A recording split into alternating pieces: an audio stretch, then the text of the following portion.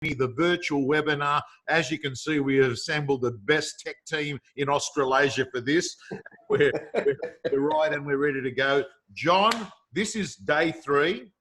Last week we had a session that was it had a lot of social media, a lot of video hacks off camera. You were talking about the fact that you like that there was specific, how-tos, or how much do you spend on boosting a video? What does it cost you? There was a lot of that kind of information last week. Yeah, Tom, they were. And firstly, Simon, Tanya, and Matt, I think you're all on screen. Everyone can see you, so we're looking forward. So thank you for joining us. We'll be hearing from each of you for about 20 minutes shortly in a TED-style talk. Yeah, Tommy, look, I just think about last week, and again, I don't talk about Pete Chauncey because I talk about Pete so often, but the other two that I hadn't heard speak before, which was Lisa Novak and Josh Tesselin. I mean, Josh saying that if someone's on my hot pipeline list, they'll hear from me, they'll get a text message that's relevant and customized to them every day until they list. I thought that's gold. The fact that he said my CRM is my mobile phone makes a lot of people that think their CRM is inadequate or suboptimal really eat their words, because Josh did 26 sales last month in the middle of COVID whilst having an iPhone as a CRM system. Lisa said, when I list the property, I say to the vendor, do you mind if I take a video here and now? She said, I just use my phone. I don't use any fancy equipment, any tripods or gimbals or anything. I just pick my phone up and I do a video, and she said, you must post it live to Facebook because that picks up a lot bigger audience after the event. And she said that she does 4 to 15 posts a day and she spends $20 to $30 boosting it. Tom, I think that's why we set these up, and that's why AREC over the years has been such a great success, is so many great people like the 3 we have on today. They're generous. They know that when they were starting out, and like probably the most of our audience today, people were generous in sharing ideas with them. They're passing the baton on to the next generation of agents, and they're sharing intricacies, with them. And I just thought some of those things from Lisa and Josh were just really great. New agent, old agent, experienced agent, successful agent. If I was selling full-time today, I'd have picked up, at least from last week's webinar, I reckon I'd have picked up a dozen things that I'd have implemented by now. So the question for the audience is, were you on last week and what have you done to change? Because as you know, Tommy, in your training world, a lot of people come to the events, they pick up the ideas, but like a week later, if it's not actually happening, man, it's not going to happen. So we would encourage you not only to stay the distance and watch the duration of the day, but bloody well do something with it. That's what we're all about. Yeah, and today, John, we've got one person that has spoke at AREC before, and that's Matty Lancashire, and he's going to be speaking second on the list. The 2 others, Tanya and Simon, they would have been their first AREC this year, but we're going to have the luxury of them going through presentations. They're both going to do presentations. Matty Lancashire is going to be a bit of a conversation with you and I chiming in. So it is 10:01, and maybe that's also the cue to let everyone know we're about to put the spotlight on our first speaker today, AREC 2020 Day 3, Tanja Neven-Jones from O'Brien's in Victoria, the great business that Darren and Dean are running there, and staff as well. She is an incredible performer, REB top 50 woman in real estate for the last 4 years in a row, and she's either been the top agent or the runner-up at O'Brien's for the last 6 years. Form is temporary, class is permanent. She's got class, she's an incredible performer, and she's got an incredible story. I don't know whether she's going to tell us about her story, because I know that she's very much about being very content-driven. So, Tanja, welcome to AREC 2020. Oh my God, thank you so much for having me. It's very exciting and it's super, super nerve-wracking. So look, hopefully I get through this without too many stuff-ups, but believe me, the hand is shaking when I'm ready to press play on this presentation. All righty, so John, go on. You want to say something? No, I was just going to say, Tom, in the great introduction, and Tanya deserves all of that, but O'Brien's, as many people around Australia would know, is one of the best, fastest growing companies in the country. So being number 1 in some companies is a great achievement, but being at the top of O'Brien's is extraordinary. So I'm looking forward to it. And Tanya, I know that we are about to press play, and there might be questions that come in. So feel free, anyone that wants to ask a specific question and chat. Rick's just chimed in and said, listened last week and implemented the changes, already seeing positive results. Well done, Rick. And we hope that everyone sends that message in next week.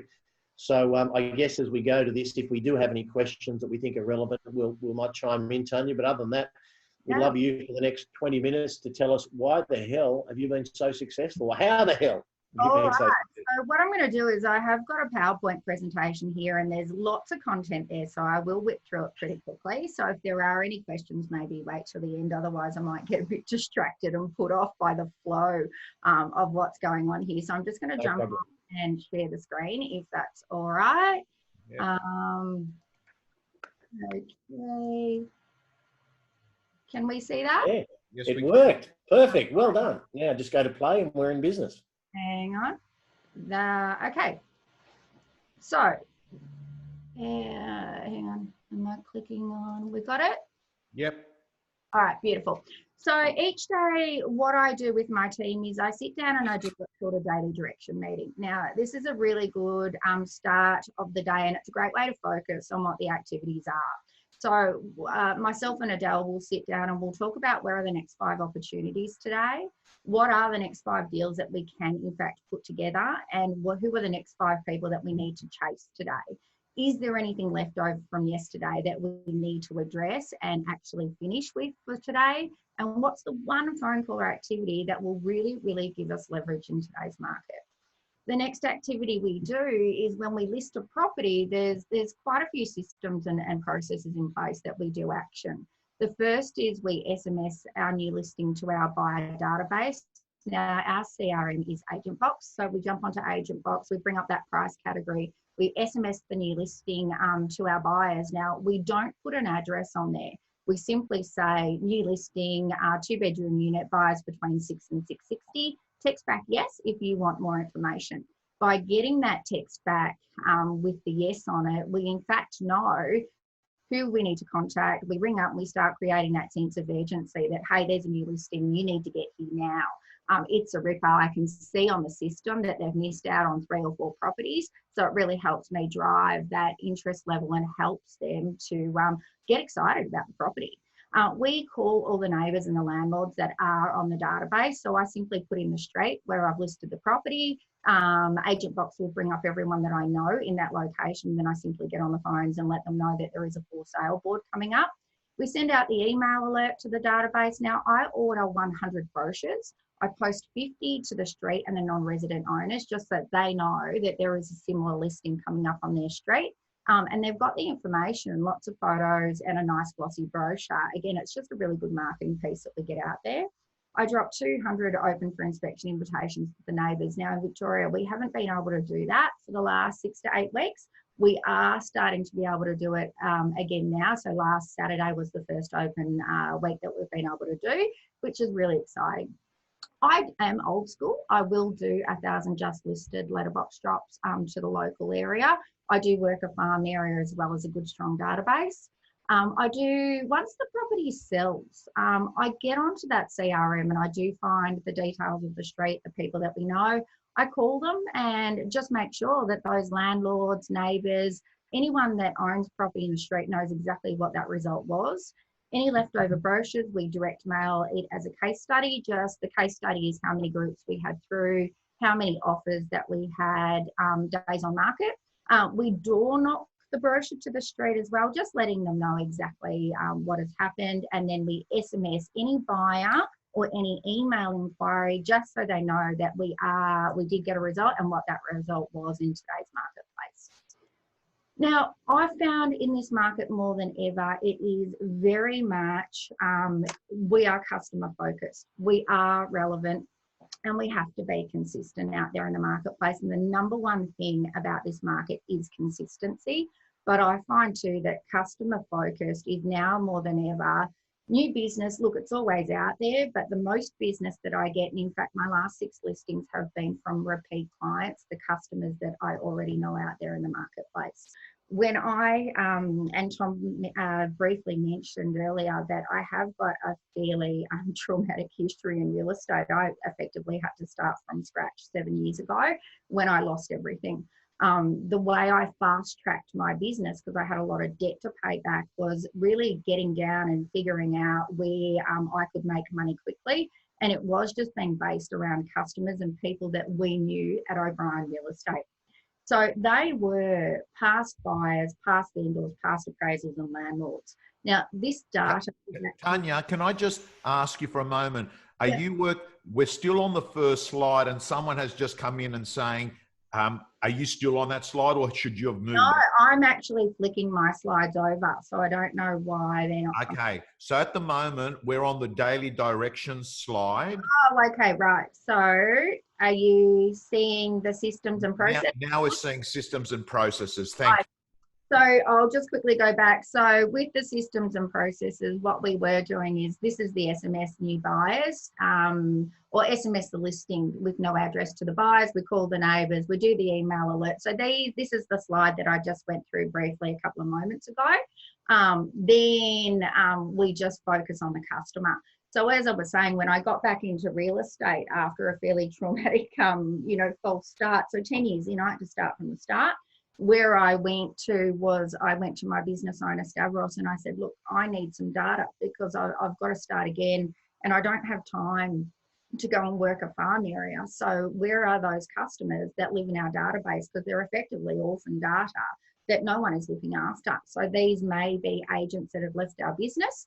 So what I went into the CRM and I found all of the past buyers that may have purchased properties from other agents in our company that had no longer been there, past vendors, again, any past appraisals. Like, I just find that a lot of agents will do an appraisal and if they don't come to market within 4 weeks, they're just forgotten about.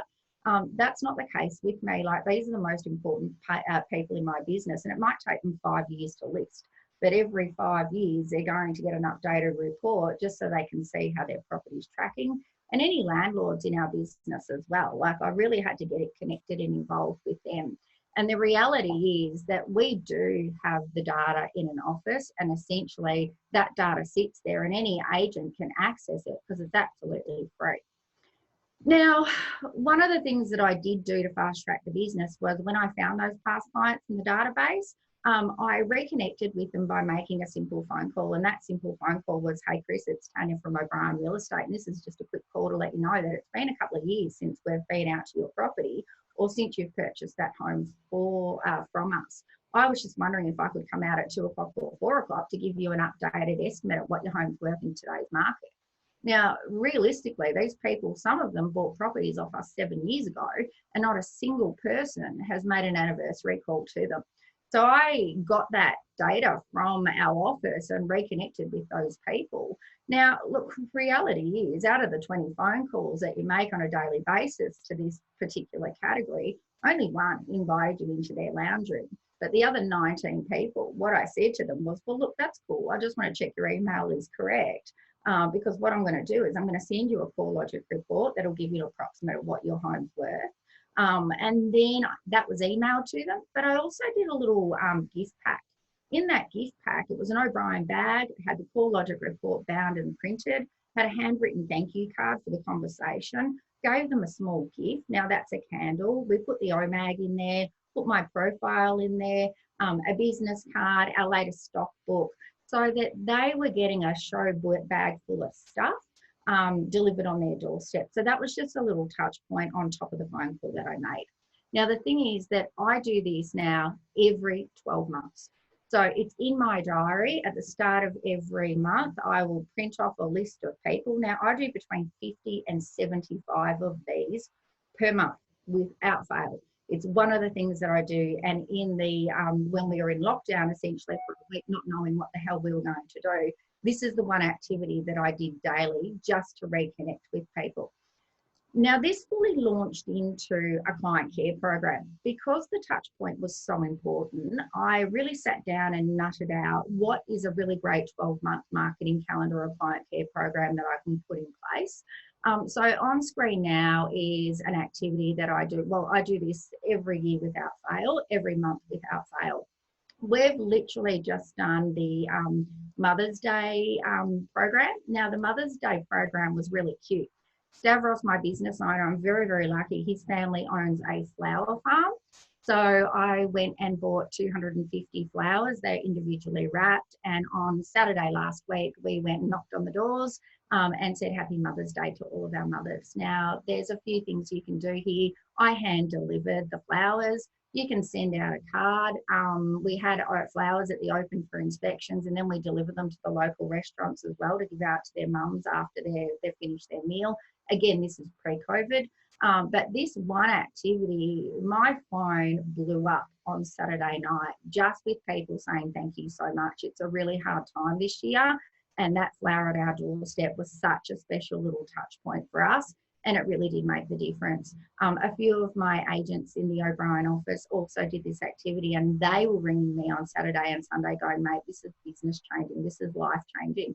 Thank you so much for just this one little simple activity that we did that just, again, it's a touch point. You're not asking for anything, you're just giving something. And I think that's really, really nice. We've got a few other things coming up, which I'll just share with the guys. In June, we're doing the letter. So this is a little bit different. Like we're ringing people, we're email blasting, we're letterbox dropping, just saying, right, it is tax time. Who wants a letter? Who's got properties and self-managed super funds? Who's got investment properties that you need that letter for your accountant? This is a really great activity because just because we've sold them one property, they may have purchased 4 or 5 other properties through different agencies. All of a sudden, they're giving you all the other listings that they've got for you to add into the database, which is just incredible. Father's Day, I love Father's Day. I actually give a free pizza and a beer to all the dads on my database. So these are dads that I've sold properties to or appraisals that I've done. You know, this cost me $20. What I do is I go to the local pizza restaurant. So it's got to be a restaurant that's actually appropriate for a dad. I go down there and I pay $200 up front. And then the dads have got until the end of September to cash in their pizza and beer. And again, there's just some photos from the local dads that go down and do that. And again, my phone goes absolutely crazy with the clients that are just saying thank you so much for what you do. So look, I think I cannot stress enough that past clients are the lifeblood of your business. When you implement that client care program, you know, really there should be at least 6 touch points for each of your clients. On top of that, we do the quarterly newsletter. I do call everybody, as I mentioned, in the street with the just listed, just sold calls for any significant results as they happen. So there is a lot that we do, and you know, I'm very, very fortunate that I do have an assistant with me that does help me do all of that work, because it's a lot of prospecting, but it's also prospecting to the right people, which are my past clients. Now, in this market, it is very, very difficult. And right now, what I'm telling my teammates and my friends is that my job essentially is to protect my vendors from the full impact of the marketplace. And I cannot stress enough that our job as a real estate agent is to protect our clients from the full impact of the marketplace, because let's face it, the media, my God, the negativity just in the last 7 days alone was, you know, it was, oh my God, what am I going to do with this? So the first thing I did was ring all of my current listings and say, hey, did you see that the prediction from all the big 4 banks? And what it did do was it helped me price property correctly so that we could relaunch them into the marketplace at the correct price and get offers on them. Banks, yes, they are being a little bit more cautious now. The family, my God, when they come to a buyer appointment and they bring their family that simply know it all, and then public media, again, opinion, sharing, it's viral, it's quick, and it's something as agents that we do have to combat. And then we have the buyers that read what they want to read and they believe what they want to hear. So that's our job now, is to tackle all of these hideous negative things that are out there. But we are doing an ordinary job in extraordinary circumstances. So when it comes to the media, when we see something negative, we need to hunt down and find something that is positive. And we need to share that via email, our newsletters and blogs. Banks, you know, if banks are being cautious, make sure as agents that we are finding the best mortgage brokers that we've got access to, work with them closely so that we are qualifying our buyers a little bit better and putting them in touch with the best people to help get them money. Family, look, I get it. Family, to me personally, I find it very frustrating when mum or dad comes in and, you know, they're being negative when this child really, really wants to purchase the property. But again, we have to answer their questions, and we need to treat them with respect as well. Social media, I am loving Facebook at the moment, Instagram. I love that my colleagues and our competitors are just literally flooding news feeds with good news stories and sold stickers.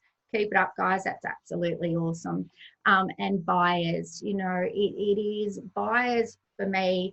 Whenever they have an opinion on price, I personally would get really defensive because I feel like they're attacking me.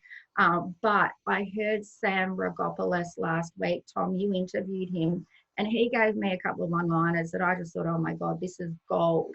You know, he said it's okay to look for value and to be cautious in this marketplace, but simply don't let that get in the way of selecting your next family home. The other thing that he said that I thought was really, really powerful is don't make a buying decision based on today's headline. And I can't tell you how often I've used that in the last week.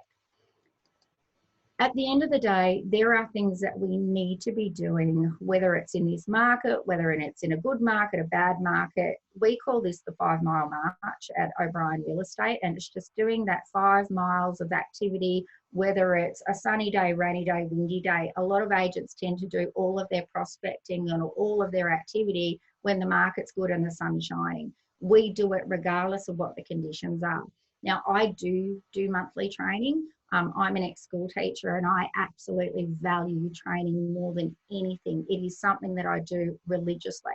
I read news articles daily, so I know what the buyers are reading if it's negative, but then I also find that one that is absolutely positive as well, so that we can counteract that. Sales meetings, man, the amount of times I see people on their Facebook pages in sales meetings, I really need to make this point. You need to listen in sales meetings because there are people in that room that are better than you, and even our young ones that may not have the experience. You know, these are just gold. I love listening to new ideas and innovations and the questions that people are asking and the daily struggles that they're going with. You know, let's talk about it. Let's connect in our sales meetings and let's actually make this time a really, really good one. Seek out agents better than you. So if it's getting a mentor or just having a weekly phone call with someone that's got lots of experience, as I said, Sam last week, I mean, what an absolute gem. I rang him after your session. I said, thank you so much for that. I've got a page full of notes, and they are notes that I was struggling with. So seek out agents better than you, because it is just, we are in a learn it all culture. Do great buyer work. I love the fact that we are doing so many private appointments at the moment. When they announced in Victoria that we're doing open for inspections again, I kind of did a little shudder. I'm like, oh my God, you know, I really, really, really love doing this buyer work. Most importantly though, be customer centric, because customer centric is what customers wanting. They want you to have their number in their phone. When they ring and you answer by name, man, that's super special, but it's just the smallest thing ever. Vendor management, now more than ever, vendor management is super, super important. Every offer you get, it has to be in writing, even if it's $100,000 or $200,000 under the bottom end of the asking price. And believe me, I'm getting those. I still put it in writing, because what happens is the vendor is going to kick and scream and yell, but they will give you a counter offer. And most of the time that counter offer will blow your socks off, and it's probably something that you never ever expected to get, but you've got it because you did the right thing. You put that offer in writing. We do fortnightly one-on-one meetings as well. Again, open for inspection. Feedback is absolutely straight away. As soon as that door is shut, I'm calling the vendors. Weekly written reports. Now, they are more and more important. I always will send a news article through. I'll send through the top 3 competitors in the price category, and I'll also let them know what the last 3 sales in their price category as well. Now more than ever, it is so important to be focused and proactive. We really, really need to cut to the chase with the conversations that we're having, and we have to have genuine conversations with really, really good intent. And that is, you know, if you're having conversations with good intent, well then, you know, you can't go wrong. knowing your numbers for me, this has been crucial to my business. And anyone really, know how many properties that you sold over the course of your career. Because if you sold 500 properties, 10% of those will transact every year. And that's 50 listings a year without even having to do any other prospecting apart from your client care. Know where your top 3 lead sources are and invest money there. And any other lead sources that just aren't working, get rid of them. So I know with me, mine's all past clients and referral business, because at the end of the day, my motto is simply this, and that is the extra mile has a lot less traffic on it. So there you go. That's me. Well, that's a 10 out of 10 presentation. There was just bomb after bomb after bomb after bomb after bomb. I mean, the truth is we've gone over the allocated amount and there's a lot of questions. John, that was outstanding. For everyone that's watching, there's going to be an hour version of Tanya with me on Wednesday at 2 o'clock. I'm doing in the real estate gym, right? Because I actually think that we could do a half-day event. There was just content after content. John, that was outstanding. Oh, brilliant, Tom. And what a way to start week 3 of AREC. And I'm just thinking the ladies are leading the way. We had Tracy Dixon. We have Lisa Novak, now Tanya. And I got to tell you, I agree with you, Tom. And I'm not saying it because Tanya's on this. 10 out of 10. I mean, I actually just, probably rudely, but I didn't mean to be. I texted someone to check that he was watching to say, you better get onto this, because I said, this is some of the best content I've heard in real estate. And it's easy to see why not only Tanya, but why O'Brien's are doing so well as a group, because I suspect that what Tanya's doing and the way she's thinking and doing business is right across their group. It's systematic. It's great. Tanya, thank you. It was extraordinary, outstanding. We're getting such comments already from people. And if you haven't become part of Tom's gym, you better sign up just for Wednesday, because I wouldn't want to miss an hour. So thank you, Tanya. It was brilliant. Brilliant. Thank you so much, Tanya. Outstanding. 10 out of 10. Let's move on to our next speaker, who John did speak at AREC 2-3 years ago. He was outstanding. He is the #1 Ray White principal, Matt Lancashire. And I want to let you know, the guy has broken the Brisbane house record 3 times, and the record stands now at 18.48 million. I used to love this guy when I was a full-time employee at News Corp, because he would have to arguably be the best I've ever seen on vendor paid advertising. I mean, he did a campaign, I'll never forget it, in 1 week. Matt, 1 week you'd spent $40,000 off the top of my head on an ad on one property. 40,000. Yeah. So I wanted to do something a little bit different that hadn't been done before, and Courier Mail didn't have a product for me. So we went in and we got a wrap over the front page of the Saturday edition of the Courier Mail. So it ended up being a 4-page fold out, which was about $37,500 for the week for one ad, which was awesome. So I've done that twice now. Outstanding. Matty, this is going to be a bit of a chit chat where you're going to be doing most of it, but I want to start off, 13 years in the industry. You're a principal of 4 offices, New Palm, Spring Hill, Bulimba, East Brisbane. You've selling principal. You've got a team of 4. You're doing 2 million GCI. You've consistently been writing big bucks. You're a close mate of mine, and I've seen you just over the years go and just totally dominate it, both as a business owner, but more in your business unit. I want to ask you, you've got an electric brand, an attraction brand, like a magnet there. How did you build your brand? Well, it didn't happen overnight. So, 13 years in the industry, it's my first, and I hope this is one thing that a lot of people that are new into the industry get a little bit out of. So when I first started, it took me 9 months to make my first sale. So when you come out of school and you don't know what you want to do, and then you actually find, something that you love, and finally I'm a Sparky by trade, and got into real estate, and I just didn't get it. So there's a thing in real estate, which a lot of people don't understand. You can have all the tertiary education, you can have all the degrees in the world, but sometimes there's a thing which is called just getting it. And sometimes it takes the penny little bit longer to drop. And unfortunately, in some cases, people don't give it a red hot crack before they actually get out of the industry. So for me, my first sale took place it took me 9 months to do it. And I didn't get it. I just had the suits, would rock up to work, would literally not know what I was doing. I'd go, you know, have a coffee and just not be structured about what I was doing. And then it became a time where I made the decision that, and I got this actually from John, is that I decided to go pro. And going pro is not just about, you know, doing 50 calls, doing these things. It's actually setting up a direction of how you want to be and how you want to hit the market. And for me, what I did was I flew down to Sydney and I met with a couple of people and I analysed the market and I looked at all the top operators in every state in the country, whether it be Brisbane, Sydney, Melbourne, you know, in Perth or Adelaide. And I took a lot of inspiration from some of the people that were big advertisers. So when I decided to build my brand and when I decided to go pro, I wanted to emulate what some of the best operators in the country did. And at the time, and John would know this with James Dack, right? You go and you get the Wentworth Courier on a Saturday or whatever day it comes out, you were 10 to 12 pages, maybe even 20 pages before you actually got to the next nearest competitor. So that was one part that I made a decision, is that so I came back to Brisbane, I got really serious about it, and I decided I set a meeting with Kylie Curtis, who was our account manager at Courier Mail at that point, and I said to her, I want to be the #1 Courier Mail advertiser.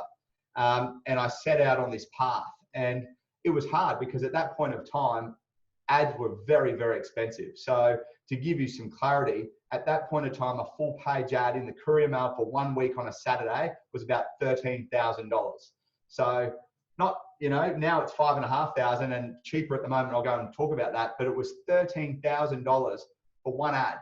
And for anyone that's, you know, in real estate, is having a belief around asking for something for 13 grand, or having, you know, even asking's awkward. But I made it my decision and I went in for this property and I ended up getting it for sale. I ended up taking it to auction. It took me 2 months to convince the owner to go with me. I went to auction. I got full page ads in the Courier, and I ended up having 200 groups through that property, and we sold it under the hammer for 2.85 million. And at that point of time, my next sale highest to that one was 650,000.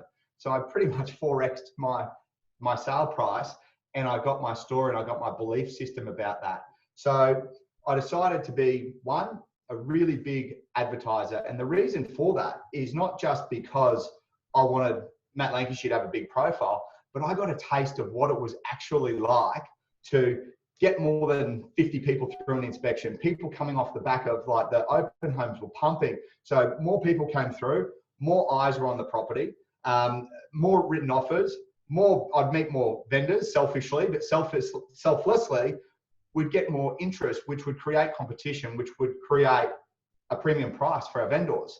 And so what I decided to do was just keep going and going and going and going and going.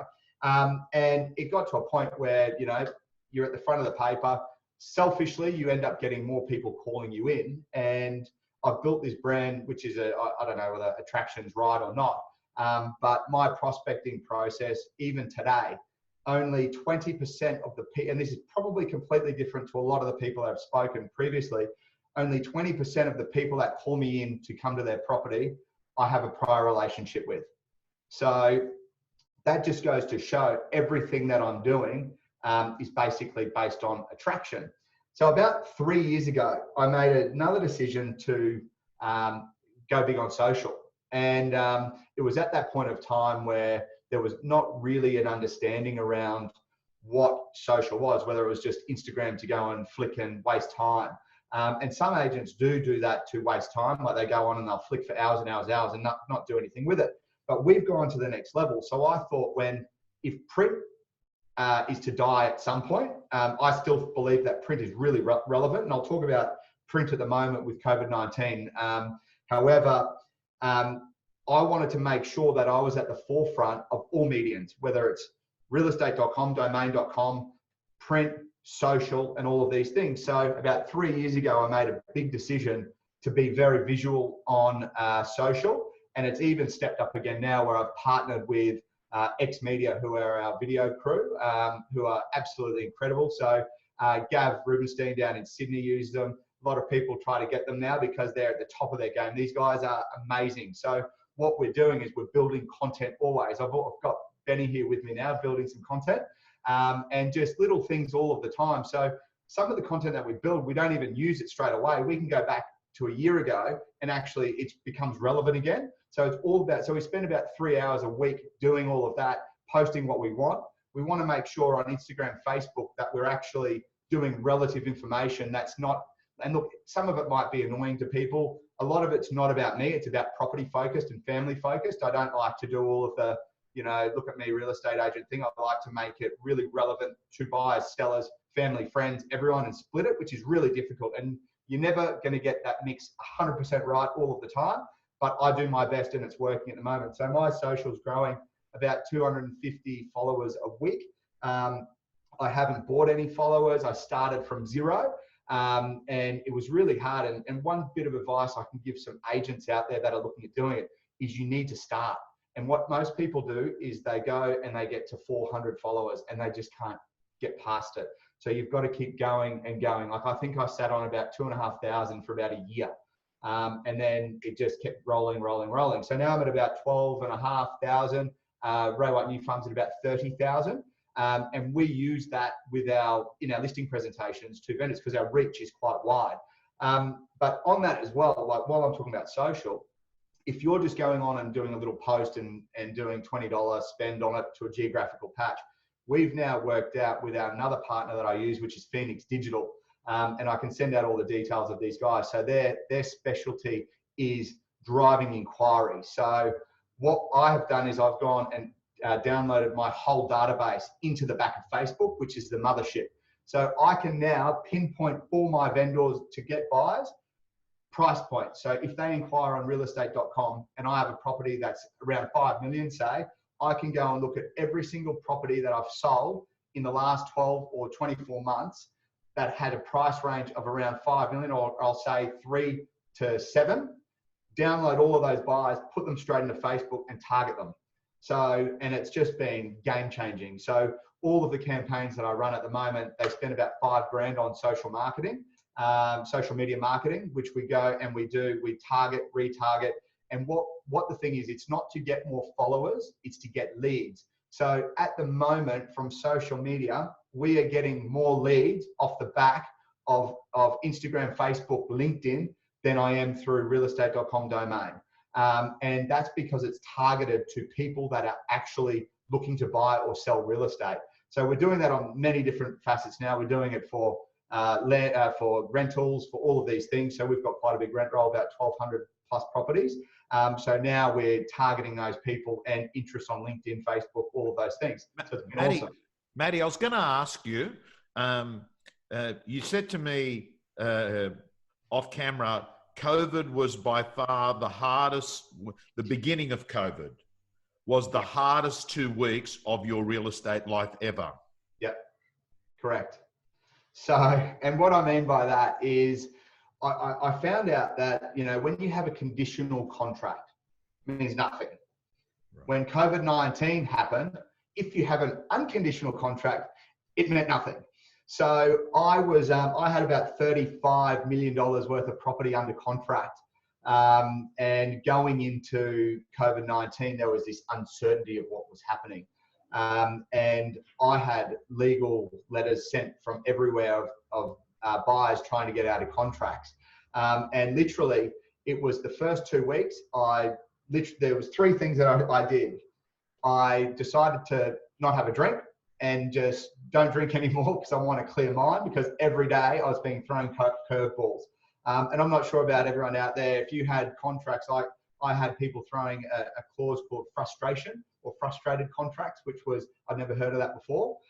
So literally in the first 2 weeks, every single day I was on the phone with lawyers for 4 hours. So it was a pretty intense period of time.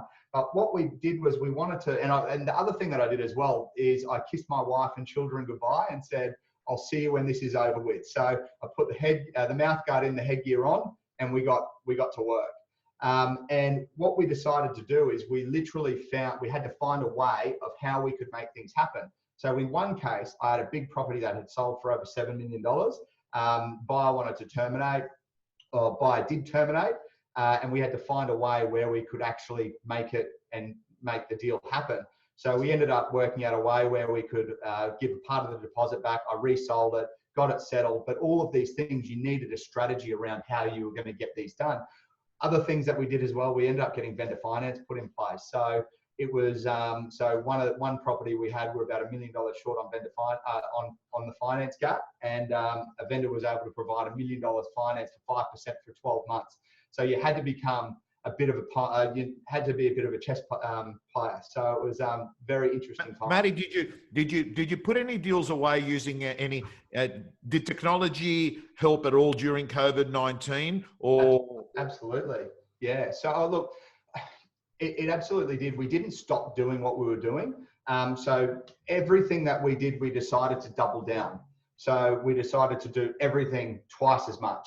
So with all the vendors that wanted to sell, we started to do double, like we'd upgrade ads in the courier mail, we'd upgrade spend on social media. So all of those things were really, really crucial through that first 2 weeks. Now, can I ask you, Matty, what have you learned? You know, as we come towards the last 3 or 4 minutes of this presser, I want you to tell me, what have you learned during this COVID period, and what are you pushing the team at the moment to keep riding that, 2 million plus in GCI?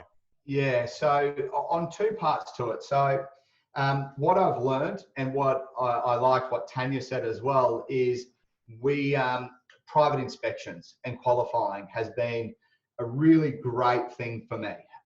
So we would do open homes, having big ads in the paper and big online and social. We would regularly have, through our open homes, anywhere between, on a weekend, 30 and maybe 40 people. And you're dealing with a lot of people that were coming through just for looks and whatnot. And there's a relevance for that with they might be a potential vendor.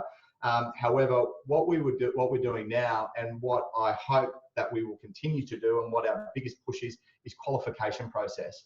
So having one thing I learned was from you actually, Tom, and it was a really simple dialogue, is, are you in the market to buy today, or are you sitting on the fence? And those questions there changed my business for COVID. And the reason it changed my business, because the people that said, no, we're sitting on the fence, I'd find out why. Okay, well, why are you sitting on the fence? Have you seen interest rates at the moment? Interest rates are historically the cheapest we've seen. There's less buyers in the market at the moment, so there's more competition, and there's genuine sellers that want to sell.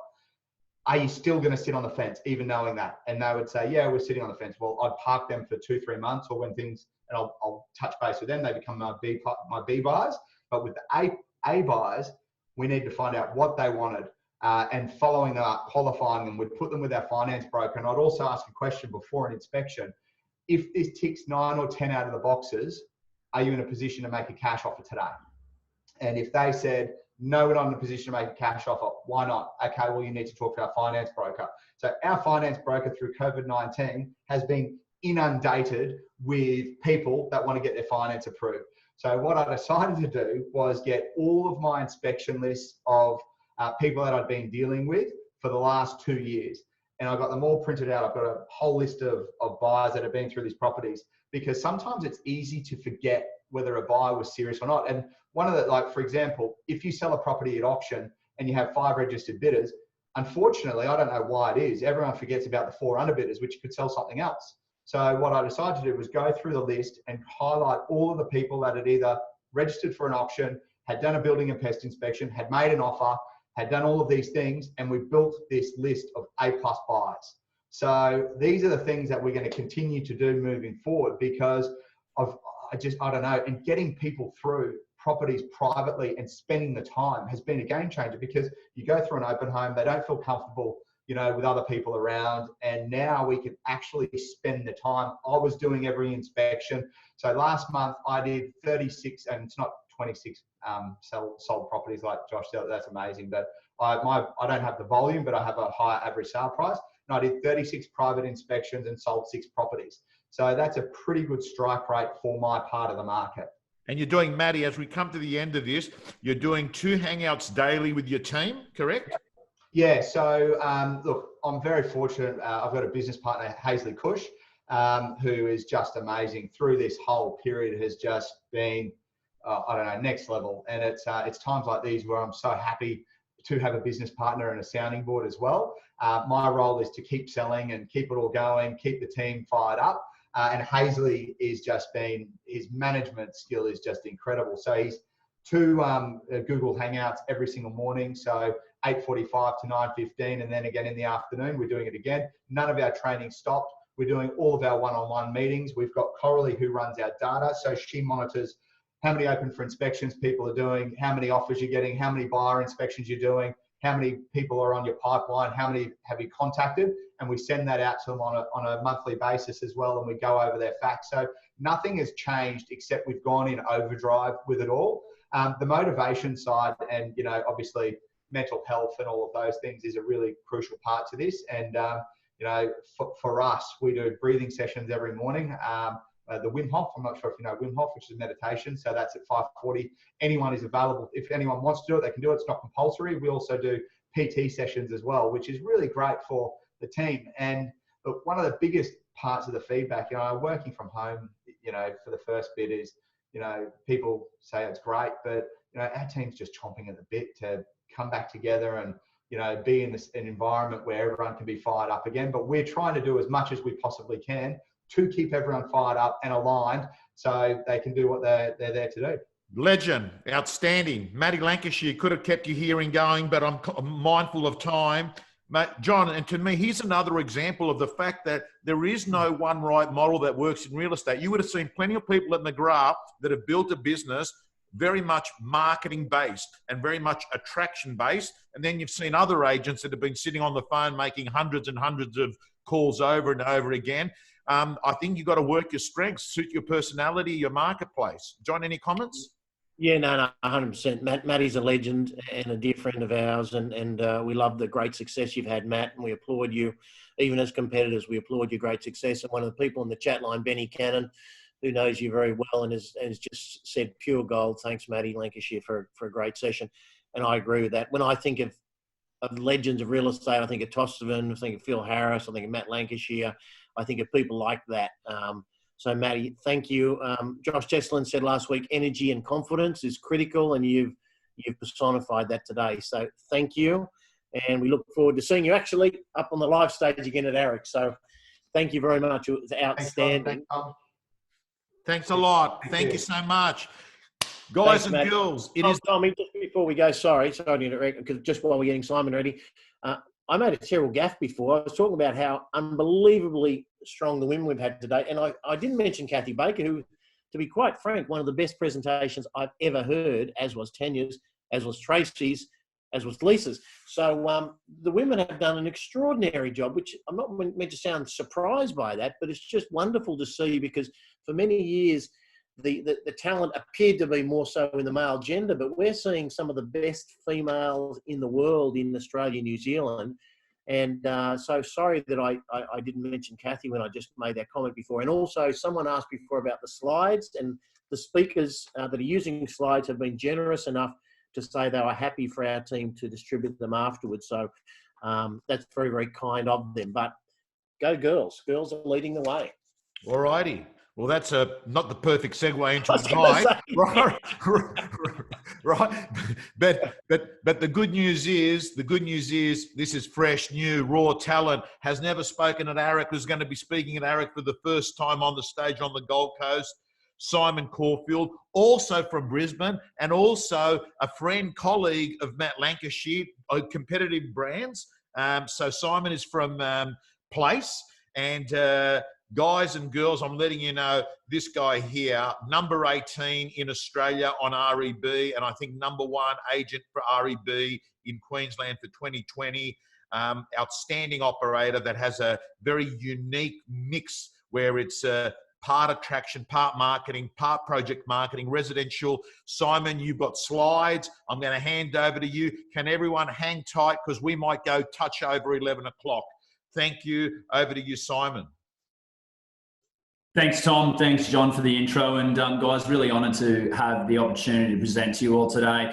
I thought that I'd try and keep my presentation nice and simple. And I know that in a changing market where there's a level of uncertainty out there, it's important to try and not only keep things very simple, but also stick to the facts. So my presentation today, I'm just going to bring that up there now, guys.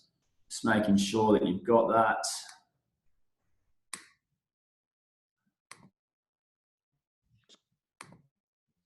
Coming on, Simon. Okay, so Tom, John, you can see that nice and clearly?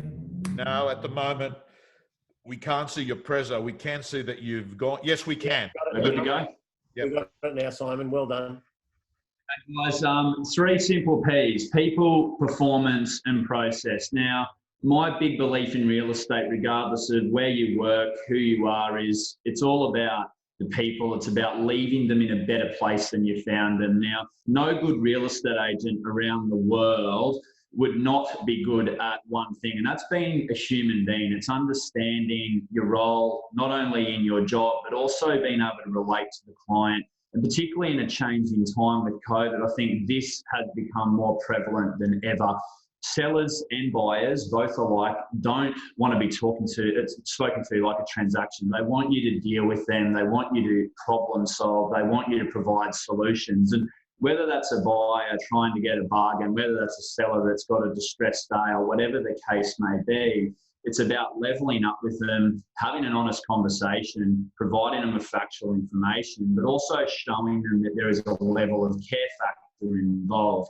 And I think when COVID became apparent, the first thing we did was, irrespective of worrying about the business and how it might change, we just went and communicated with as many of our clients as possible. We literally cut the database up into segments, and each member in my team just went about contacting our clients to check how they were going. We didn't ask them if they wanted to sell. We didn't ask them if they wanted to buy. We just wanted to touch base and say, guys, we are here to help you if you need a helping hand. And if you don't, that's great. Now, that level of humanity in that conversation produced so many gold nuggets that I refer to that I think we were a little overwhelmed at not only how many of our clients were receptive to that outcome on call, but how many leveled with us and just had an honest conversation about their concerns about what was happening with COVID, how that might affect their jobs,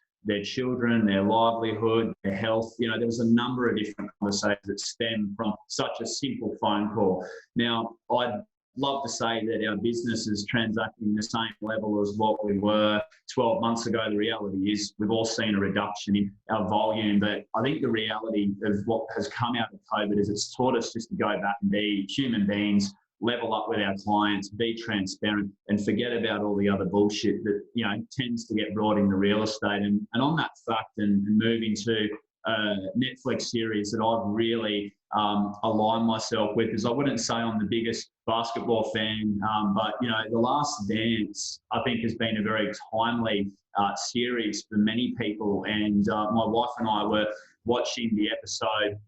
We've actually been going back to a couple of episodes on The Last Dance, where one of those episodes with MJ talking about his best season, where, you know, in the 90-91 season, he really leveled up, and, you know, he started to show the world just how good he was. And that's when the Chicago Bulls obviously went on to win their first 3 seasons in a row. And what I took out of that was there was strength in numbers. It didn't matter how good Michael Jordan was. Without his teammates around him, they were never going to win the championship. And so fundamentally, in a challenging time, more so than a good time, if you can't engage your team, if you can't share in your losses and your wins together, it's going to be very difficult for you to survive. And this goes for a brand new agent that's jumped into real estate head first right in the middle of COVID, or for a seasoned professional that might be questioning what's next. And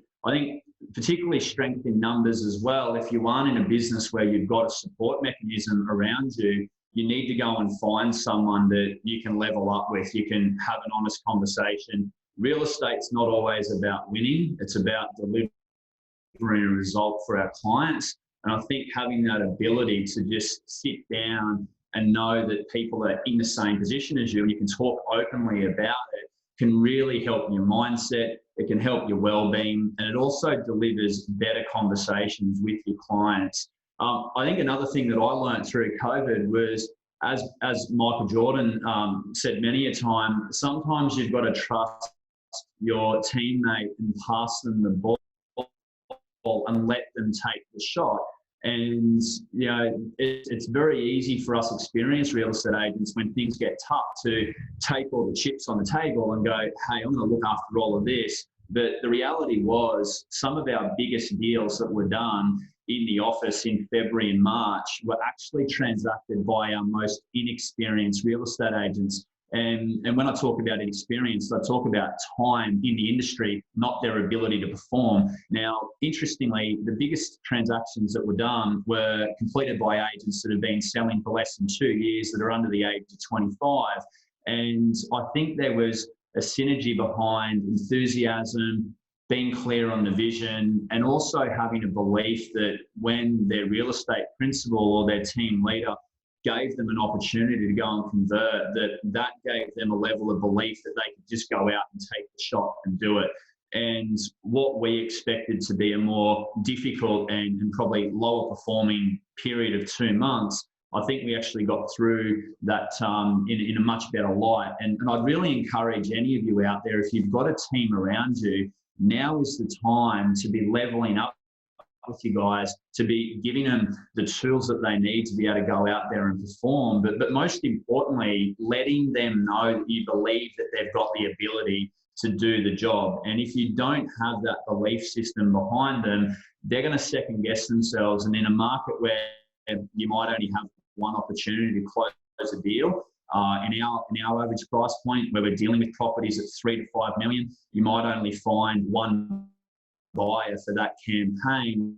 You don't want to miss that opportunity. You can't afford to. So I think trusting them to take a shot is really important. I love the purpose behind The Last Dance, and they talk about the last season where the men is given one final season to perform, and MJ and the entire Chicago Bulls team just pulls behind to make sure that final season they win the championship. And I took that same mentality when it came to what we were doing with COVID. I said, well, hey, you know what? Let's just treat this like this is our last season. Things could get worse. We don't know if they're going to get worse, but things might also get better.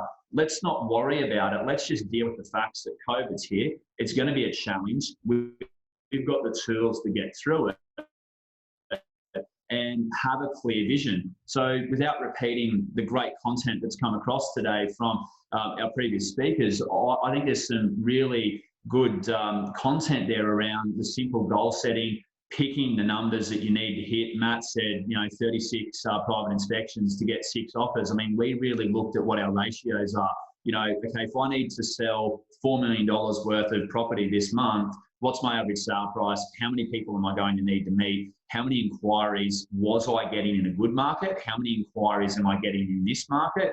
And how do I change my processes or improve my processes to cut through that? So we got really clear on basic numbers, and we sat down as a team, and every single day we just said, what do we got to do to get from 7 a.m. to 7 p.m. And at the end of the day, if we hit those numbers, it's a job well done. It was as simple as that. We downgraded our expectations, but we didn't downgrade our enthusiasm. We spoke, again, transparently to our clients. We gave them every level of direction they needed, and we had the tough conversations that set us up to get the results we've achieved. When I talk about the process, I'm a big believer that if you can't explain a listing presentation to someone in your business, then the client's never going to understand it. So we went back to 101. I sit down with my team on a monthly basis and make sure that the basics that we should be doing at a higher level can be translated out into the marketplace. That little slide that's up there that shows the 6 steps in how we approach our listing presentation, what we found, guys, was just by drilling down on your situation, we probably spent 15, 20 minutes around their situation. That answered when, where, marketing method, strategy, price and commission. And the reality was rather than pitching to them, rather than telling them how good we are, rather than telling them why our marketing is better than the competitors, they told us what they wanted and why they wanted or why they needed to sell, and they basically answered the question for themselves. We were there to facilitate a strategy. The month of April, we listed more real estate than what we did in April 2019. And that tells me that as a business, we simplified conversations, we had more honest conversations with our clients. And because we went in there and we just gave them a solution, I think that made the decision a lot easier for them to transition from a sitting on the fence to a seller. It took the what about COVID, what about no open homes, what about auctions not working, all these negatives that have been thrown on their plate to, guys, you've got an outcome that you want to achieve.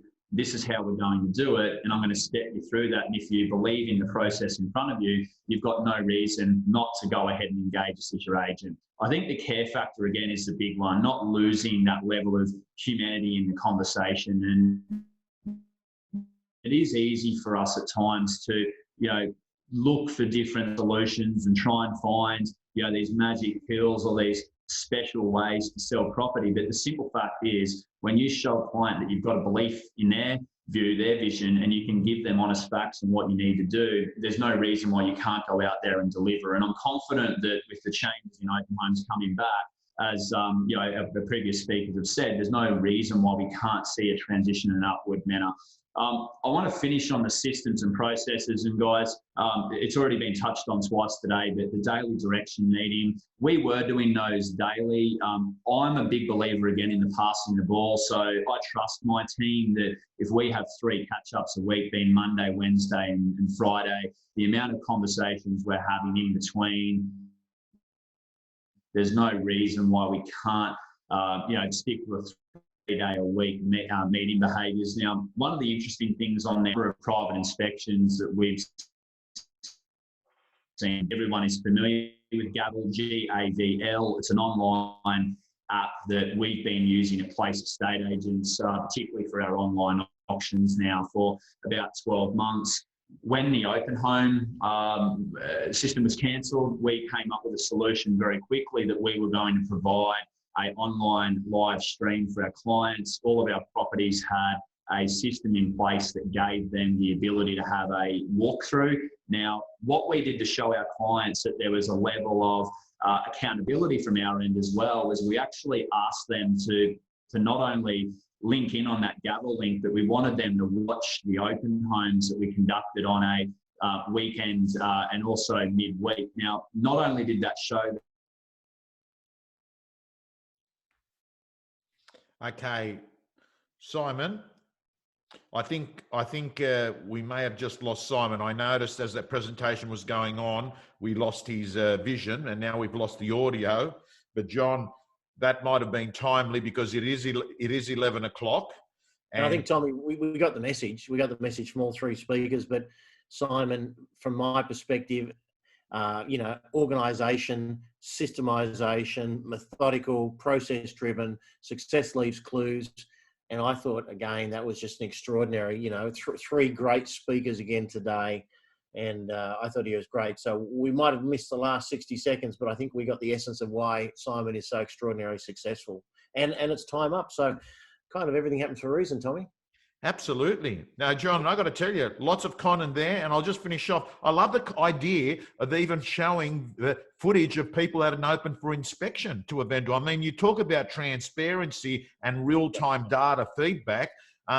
And I think technology has forced us to do that. People used to get back to vendors on Wednesdays 10 years ago, John. Now they're getting live. They're getting live if they got back to them. I mean, there is a group of agents that simply never call back. But anyway, John, this has been day 3. Again, 3 super presentations. I think the learning experience is quite extraordinary, having content there and the fact that people can play it back again. We press the share button, everyone, because those of you that are watching on Facebook, if you share it, sharing is caring. John, I'm going to look forward to seeing you here on week 4, same time, same place, next Monday. To everyone, thank you so much. Go back there and start working in the new norm. See you later.